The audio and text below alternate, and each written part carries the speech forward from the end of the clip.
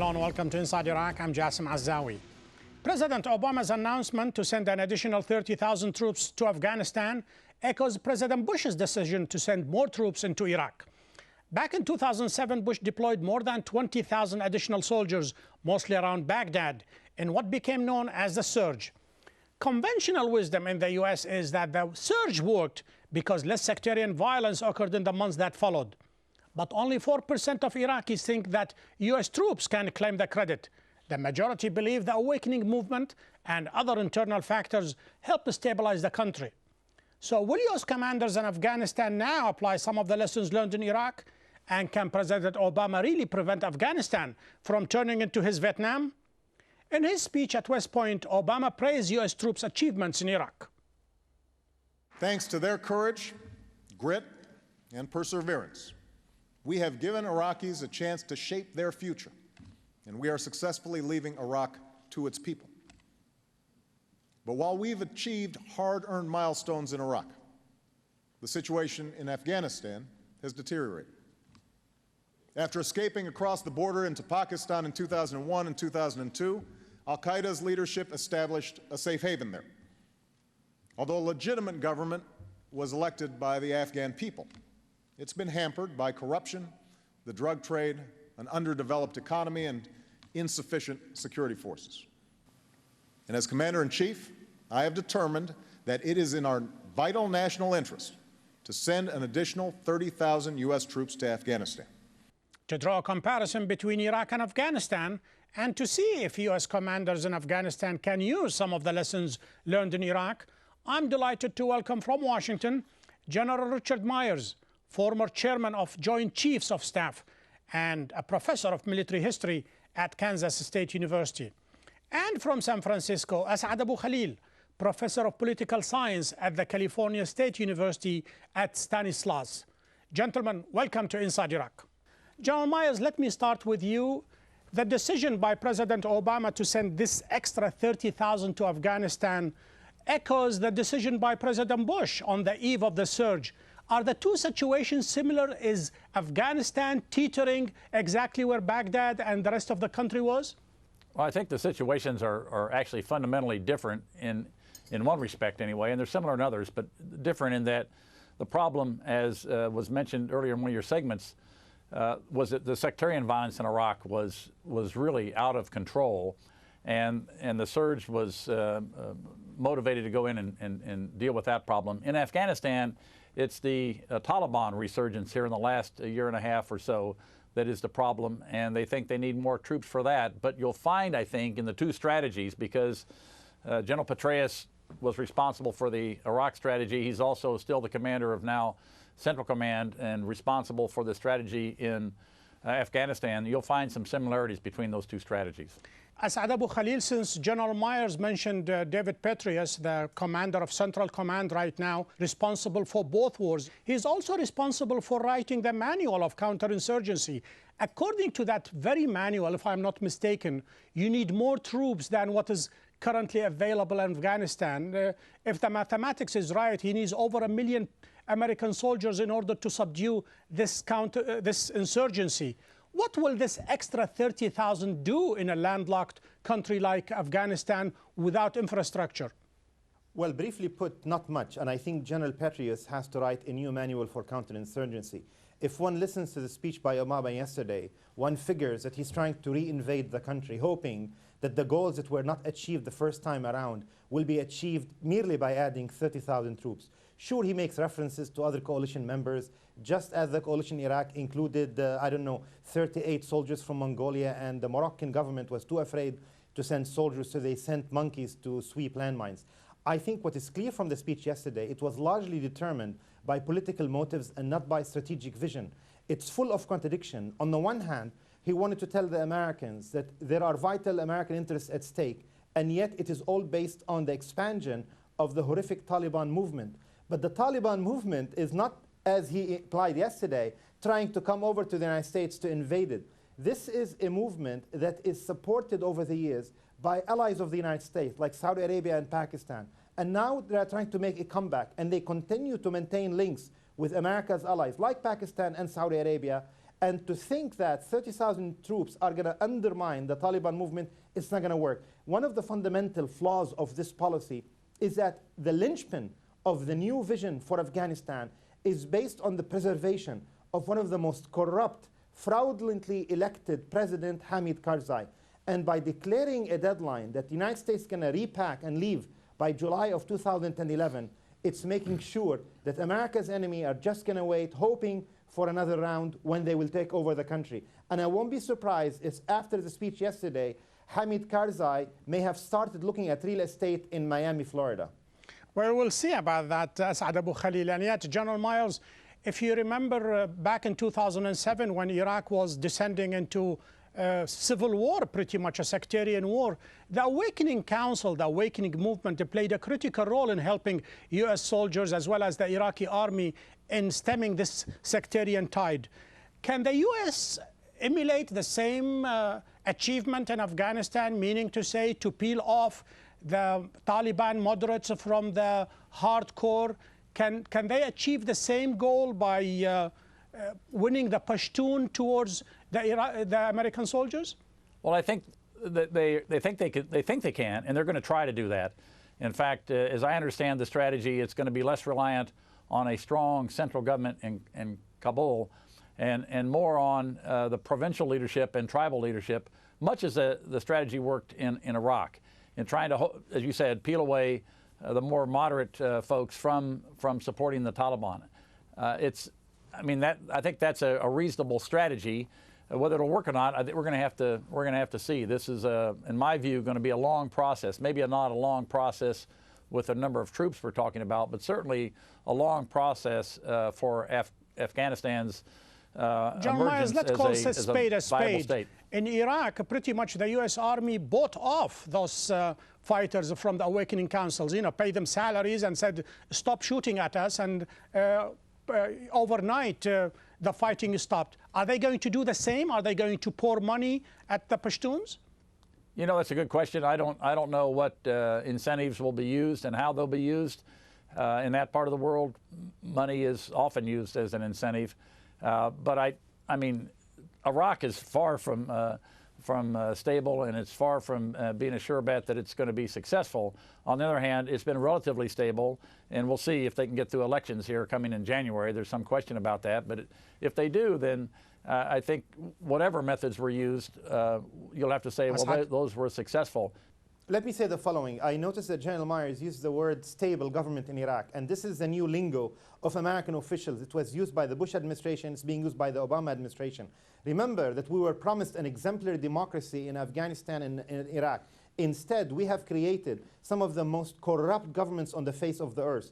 Don't take my word for it. Look at the recent rank by Transparency International in London, and you will find these two governments are literally among the most corrupt in the entire world. Plus, I want to take issue with the model of the success by the Revival Council in Iraq. These are some of the most repressive, sexist, and thuggish tribal councils that oppress women and want to impose traditional views on society. That is not the kind of alternative we need against the sexism and misogyny of the Taliban. Plus, he said that we are moving away from Hamid Karzai. I'm not sure that's the case. We are, in fact, using two-track policy. On the one hand, we are throwing more additional money by taxpayers' money to be embezzled and misused by the Hamid Karzai government.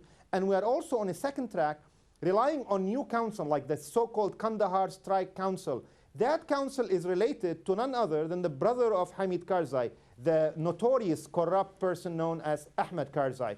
So it seems to me with that strategy, we are creating more corruption, and we are giving more time for America's enemy to wait it out until the date of withdrawal. Obama is clearly emulating not only the policies and war actions of the Bush administration, he's even copying the rhetoric, the empty rhetoric that is absolutely Asad Abu Khalil, let's give the general a chance to answer this. I think those comments are probably there's a lot of hyperbole in those comments, in my view.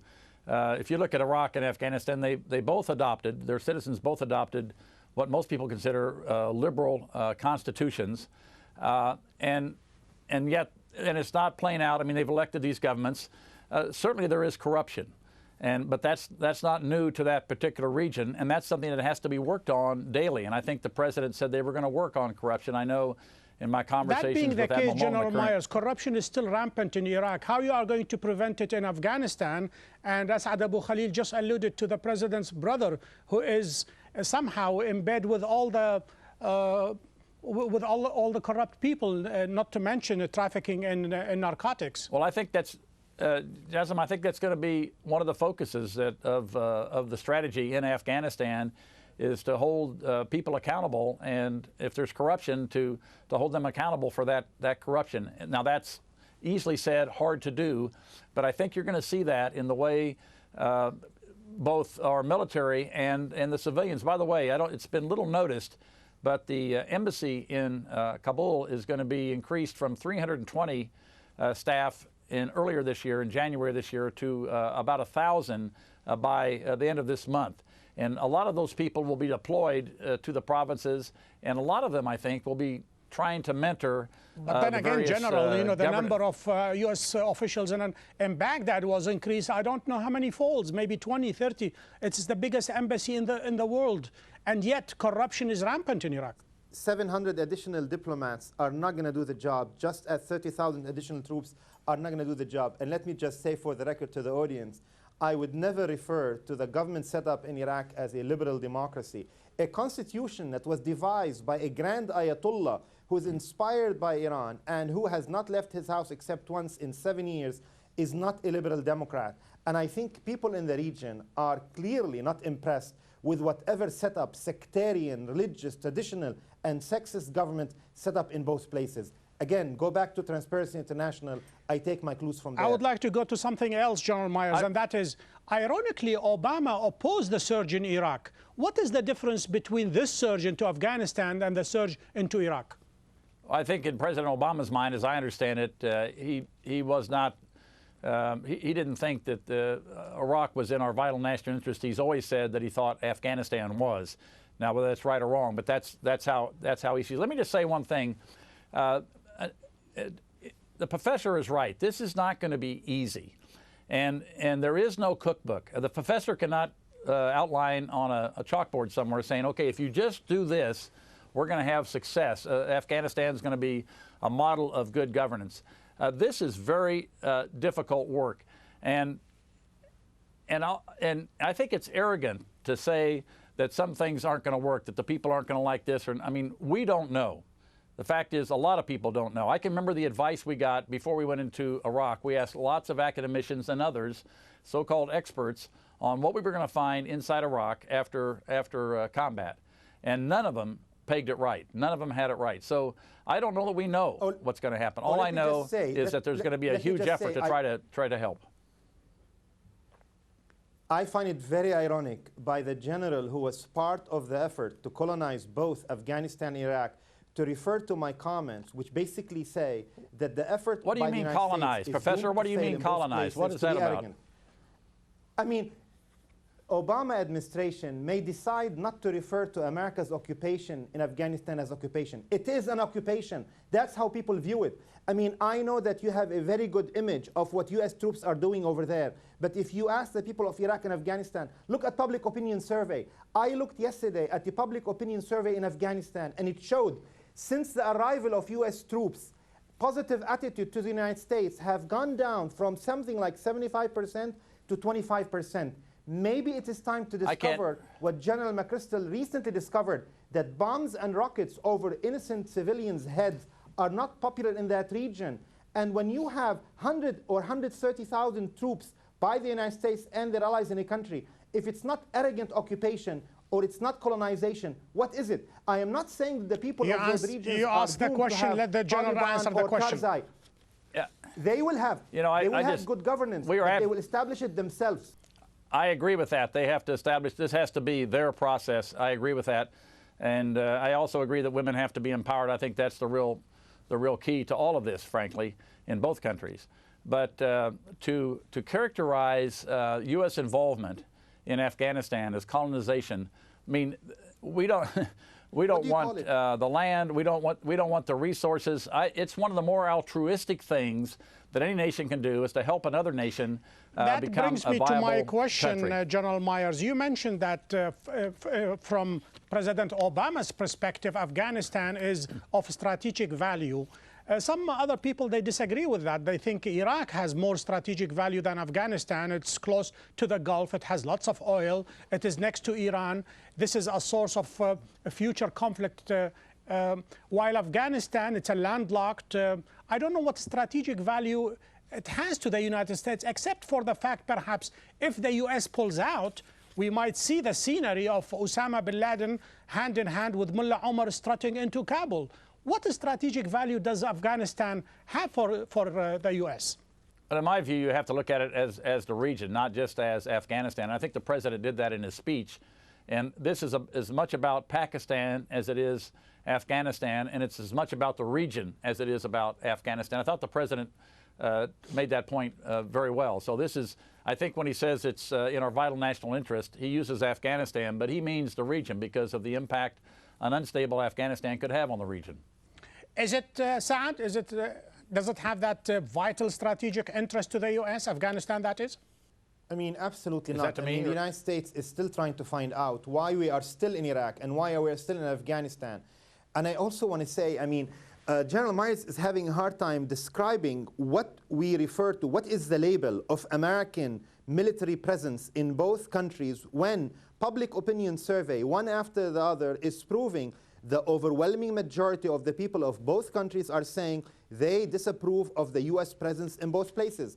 And also, maybe I am naive, but I have a hard time accepting that a project that includes foreign control of local governments in faraway land and the regular dropping of rockets and bombs over people's heads and the killing of innocent civilians to the tune of something like 300 civilians in Afghanistan in 1 year alone, I cannot accept to refer to that as altruistic. What is altruistic about the effort? To prop up corrupt governments in both places, to incite sectarian hatred in both places, and to try basically, by the unpopularity of the government we set up in Afghanistan, we unwittingly help in the rise of the Taliban government, which is still, I want to remind the General, on very good terms with the Saudi government, which is a close ally of the United States.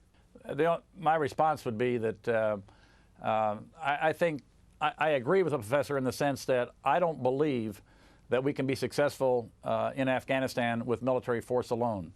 But when force is needed, sometimes there are civilian casualties. That is very lamentable.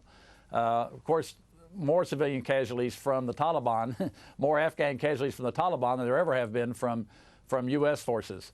But I agree that it's the other instruments of national power that need to play here. Richard Myers, do you agree with Richard Haas in his book about the two wars, Iraq and Afghanistan, that the Iraq war was a war of choice while the Afghan war is a war of necessity? Well, I've said this many times. I think at the time when we all believed that Iraq had weapons of mass destruction and violent extremists wanted those weapons of mass destruction, that in the future perhaps there would have been a transfer, that was enough cause for concern right after 9/11 to say it was important. People have their, with 20/20 hindsight, not finding weapons of mass destruction, people can come up with other conclusions. Well, I think that Afghanistan war is a war of political necessity, not strategic necessity. I think that the United States, and this applies to the Bush and Obama administration, would have had a much better job if they tried to reach out, not to the corrupt governments of the region, but to the people of the region to help them in going after the real enemies, the Taliban, as well as Al-Qaeda, which attacked the United States on September 11. And instead, we have created a climate which is producing more support for the Taliban, as we're seeing in Afghanistan. Plus, it is a war of political necessity. There were political considerations that pressed on the Bush administration, just as this president clearly was pressured by his military commander, General McChrystal, which in an unusual constitutional precedent basically went over the head of the president and mobilized a media blitz in order to convince the nation and Congress that the Obama administration has no choice, and because he is weak on the issue of national security for reasons that are too numerous partly the prejudice of the American population, which does not accept the credential of somebody Yes. with a foreign name, with foreign ties, and he has to prove that he's strong, and that's why he went and buckled under. Professor, that is a gross exaggeration on McChrystal going over the head of the commander-in-chief. That is simply not what happened, and the press took some comments that he made and tried to make a lot out of them. I don't recall you did that when you were... I don't recall you did all these media interviews. You did not?